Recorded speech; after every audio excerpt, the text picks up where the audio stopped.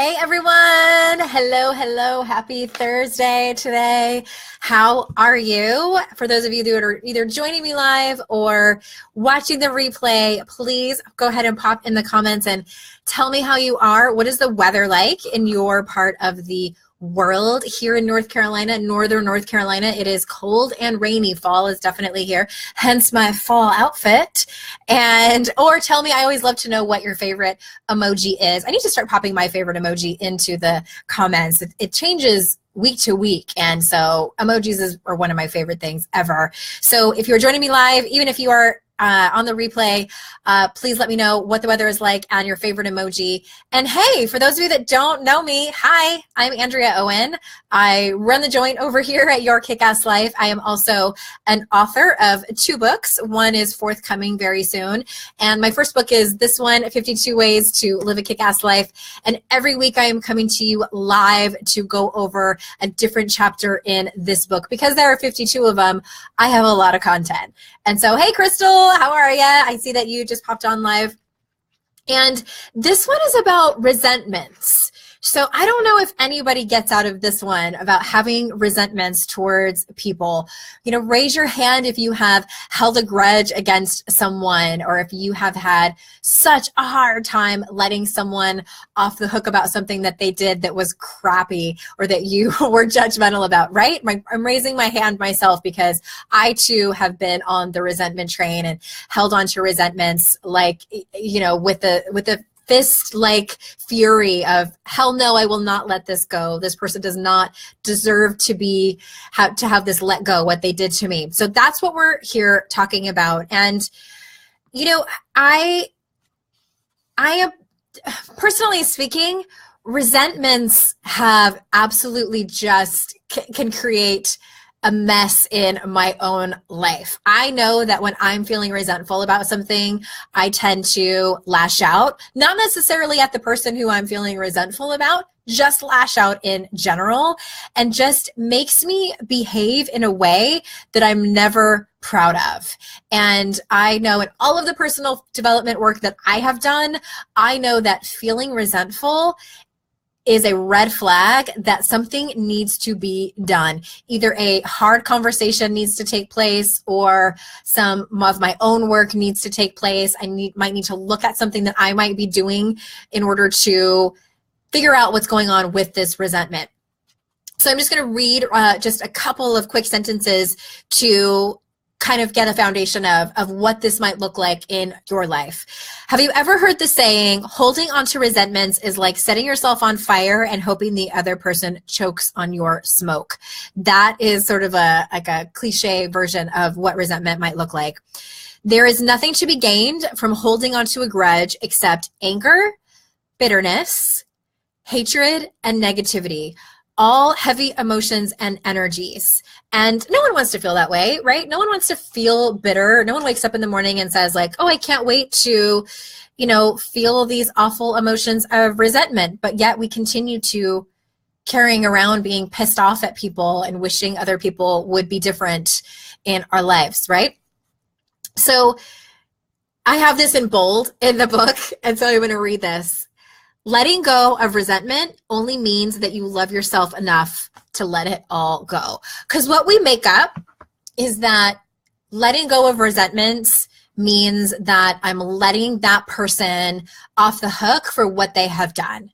I am making it okay for that to have happened. So say you are with someone who maybe your partner betrayed you, whether it's a business partner or your romantic partner, and you have worked it out, but you're still feeling, or maybe not worked it out, but you're still feeling resentful about it.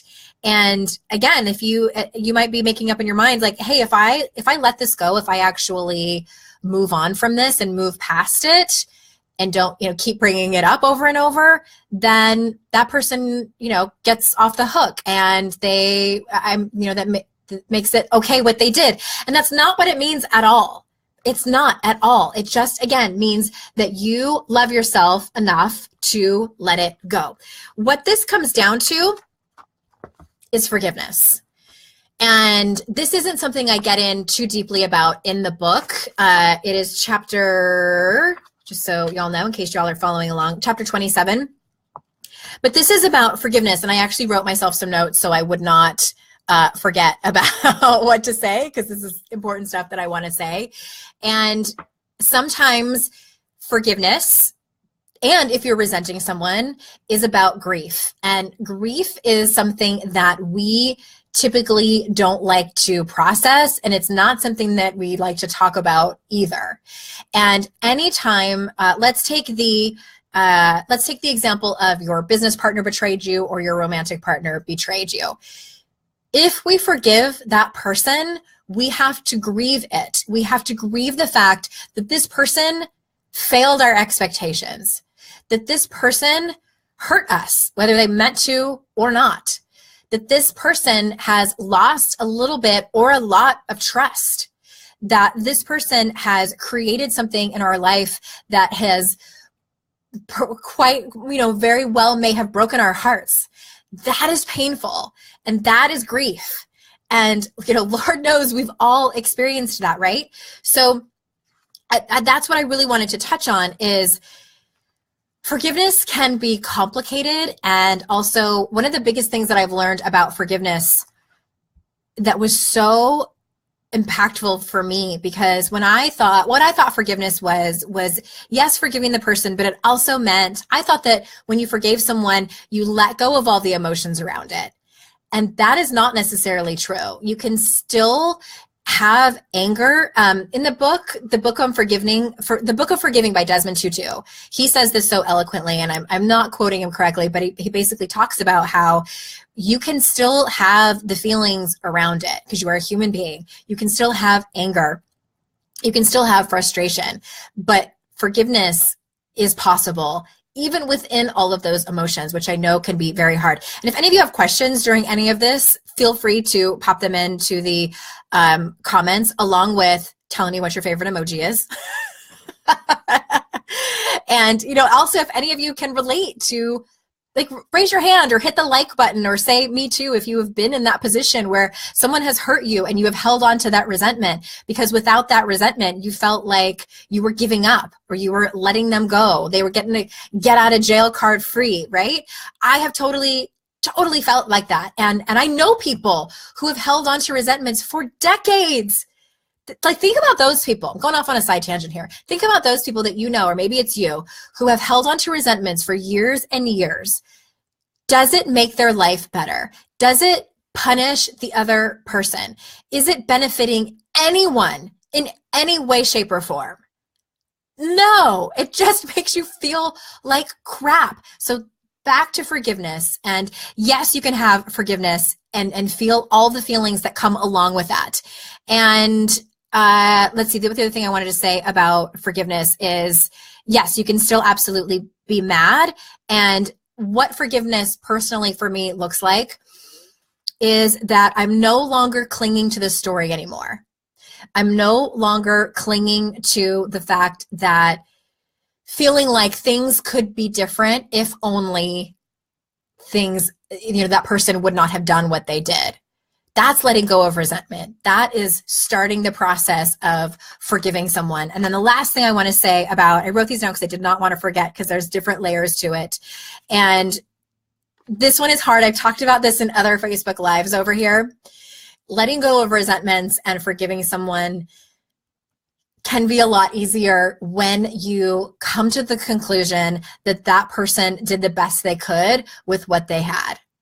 And that is a tough one, because we tend to know that many times we're not doing the best that we can. So we assume that other people are also holding out on us and not doing the best that they can. This is also hard because when we assume that people are doing the best they can, that also means that we might have to grieve that that person is not going to be the person that we want them to be. This circles back to expectations. This especially happens with a parent or a partner, people that we love the most. We want to believe that they're holding out on us. We want to believe that there is still hope that they can change. And it's been, disappointment after disappointment, and they are not showing up the way that we need them to and that we feel like we deserve to be treated. So it's grieving the fact that they are not going to be this person. And then that will help you on your way to forgiveness, knowing that they're doing the very best that they can, and letting go of resentments. This is big work, you guys. This is a big topic for your Thursday at lunchtime. I didn't come in softly to this one, did I?